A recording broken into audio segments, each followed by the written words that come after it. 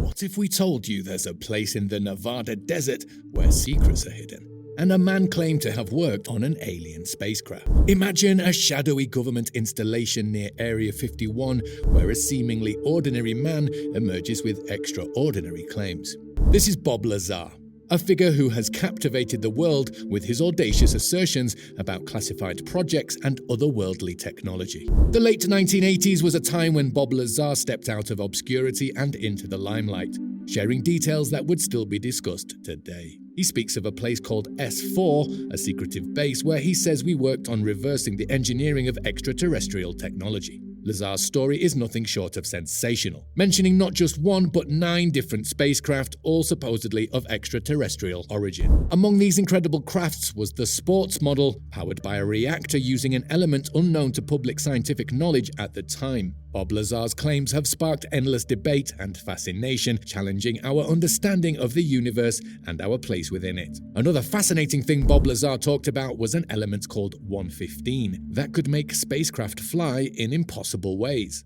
He also said that at S4 where he worked, teams were kept separate, so they only knew about their own projects, which was meant to keep everything secret. So why all the secrecy? What was the government hiding? Some people didn't believe Lazar. They said his story had problems like things not adding up about his background or the places he talked about. Scientists also said that using element 115 for space travel, as Lazar said, would be almost impossible with what we know about it. Still, Lazar's stories got a lot of attention and got people talking about UFOs and places like Area 51. Before Lazar, Area 51 was just a secret military base, but after him, it became famous for supposed alien connections. Even though people debate whether Lazar was telling the truth, his stories made a big impact on how we think about UFOs and government secrets.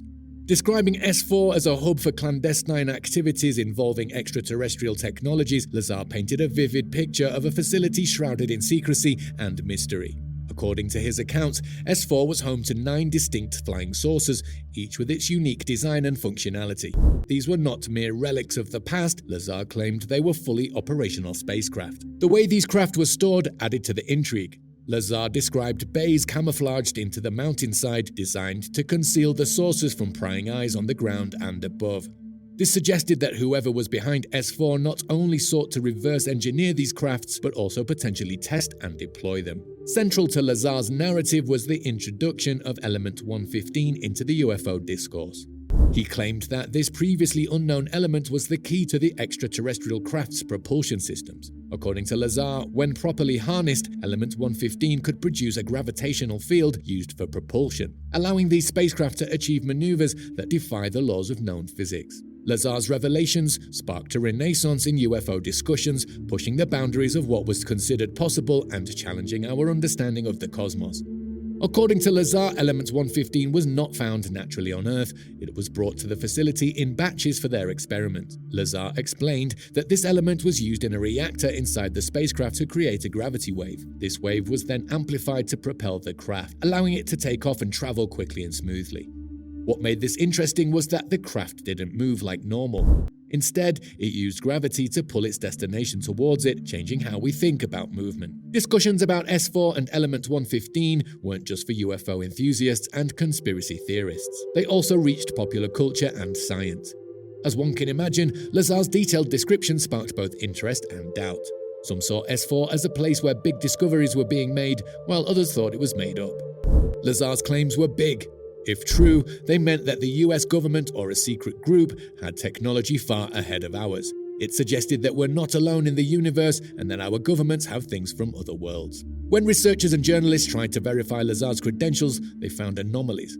Lazar claimed to have studied at MIT and Caltech, but there were no records of his attendance at either institution. Some of Lazar's supporters suggested that his records might have been erased or altered to discredit him, adding to the idea of a cover-up.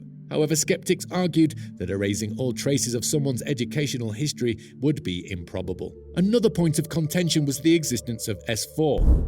While Area 51 is a real and operational military base, no concrete evidence of S4's existence, as described by Lazar, has been found. Satellite imagery of the alleged location has not conclusively shown the hangar base or facilities that Lazar described.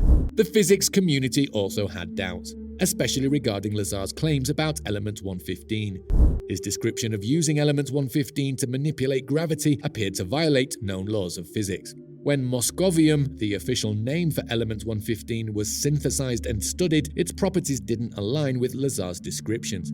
Its instability and short half-life seemed to rule out its use as a potent energy source for propulsion. Additionally, Lazar's explanations about the workings of extraterrestrial crafts, particularly the generation of gravity waves, were met with skepticism. Many physicists noted that his explanations lacked the depth and nuance expected from someone with advanced training in physics. The concept of gravity waves was unfamiliar and inconsistent with established scientific understanding. Some suggested that the stable isotope Lazar referred to had either not been discovered yet or was being kept under wraps. They argued that our understanding of elements and isotopes is continually evolving, and what seems improbable now might be accepted knowledge in the future. For many, the fact that Lazar came forward risking personal and professional ruin added weight to his claims. They believed that no individual would willingly invite such scrutiny and backlash unless they were genuinely convinced of the truth of their assertions. The debate around Bob Lazar's revelations is emblematic of the broader discourse surrounding UFOs and extraterrestrial life. On the one side are the skeptics, demanding empirical evidence and verifiable facts. On the other side are believers, often driven by a combination of evidence, intuition, and a deep-seated feeling that we are not alone in the universe. Lazar's narrative, filled with compelling details and perplexing inconsistencies, will likely remain a contentious chapter in UFO history. The tug-of-war between his critics and defenders underscores the human yearning for answers, the desire to uncover the truth, and the lengths to which we'll go to either validate or debunk a narrative that challenges our understanding of reality. The power of media in an age where information travels at the speed of light cannot be overstated. Narratives can be shaped and reshaped with every tweet, blog post, or television special. The media's role in propelling Bob Lazar's story into the global consciousness has been significant. Lazar's story gained traction through the media, especially thanks to investigative journalist George Knapp.